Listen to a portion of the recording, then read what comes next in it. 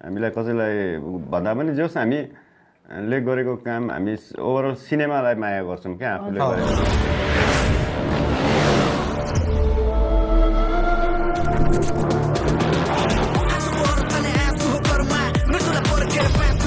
यही चैत 29 देखि देशभरिको हलहरूमा प्रदर्शन हुँदै आएको नेपाली चलचित्र हो कर्मा।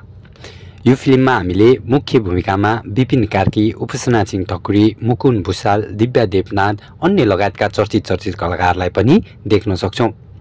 यो फिल्म भने विपिन कार्कीको पहिलो एक्सन फिल्म हो। यो फिल्मले भने राम्रै बक्स अफिस कलेक्सन पनि गर्न सफल भएको छ।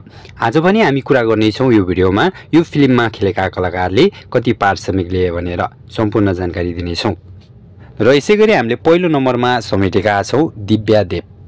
दिव्या देव एकदमै ट्यालेन्टेड कलाकार हुन्। उनी कलाकार मात्रै नभएर उनी भोइस आर्टिस्ट पनि हुन्।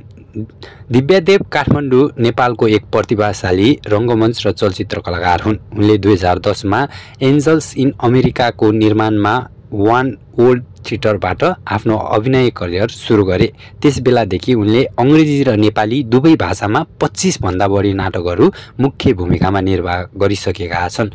तर भने उनलाई नेपाली चलचित्रमा भने नौलो अनुहार मान्न सकिन्छ, किनभने उनी त्यति चर्चामा भने छैनन्। तर उनले यो फिल्ममा पनि मुख्य भूमिका निर्वाह गरेका छन्। उनले यो फिल्म खेले बापत 6 लाख रुपियाँ लिएका छन्। र यसै गरी हामीले अर्को नम्बरमा समेटेका छौँ मुकुन भुसाल। मुकुन भुसाल नेपाली एक्टर र नेपाली सिनेमामा काम गर्ने एकदमै ट्यालेन्टेड कलाकार हुन्। उनले 2019 मा बुलबुल चलचित्रबाट डेब्यु गरेका हुन्। उनले धेरै चलचित्रहरूमा काम गरिसकेका छन्, जस्तै झिङ्गे दाउ, गणपति, आइचो पैचो, उपहार, पूर्णबहादुरको सारङ्गी। तर उनलाई पूर्णबहादुरको सारङ्गीले भने टर्निङ पोइन्ट दियो।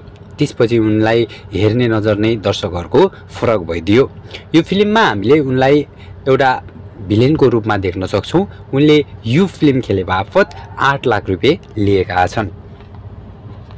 र यसै गरी हाम्रो अर्को 3 नम्बरमा रहेको छ उपासना सिंह ठकुरी। 20 सेप्टेम्बर 1998 दार्चुला नेपालमा जन्म भएकी उपासना सिंह ठकुरी हाल 2025 को हिसाबले हेर्ने हो भने उनी अहिले 26 वर्षकी रहेकी छिन्।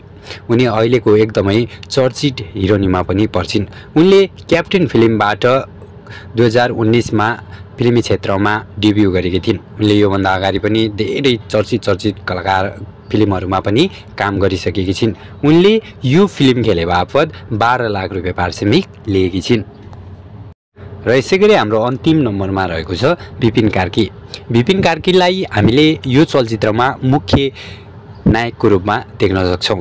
यो सायद उनको यो पहिलो एक्सन फिल्म होला जहाँ उनलाई हामीले फरक अवतारमा पनि देख्न सक्छौँ। तर धेरै दर्शकको भनाइ अनुसार उनलाई एक्सन फिल्मभन्दा कमेडीमा नै धेरै नै सुहाउँछ भनेर भन्ने टिप्पणीहरू पनि आइरहेका छन्। तर विपिन कार्की यस्तो भर्सटाइल कलाकार हुन्, उनले जस्तो पनि अभिनयहरू सजिलैसँग निभाउन सक्छन्। विपिन कार्कीले यो फिल्म खेले बापत 18 लाख रुपियाँ लिएका छन्।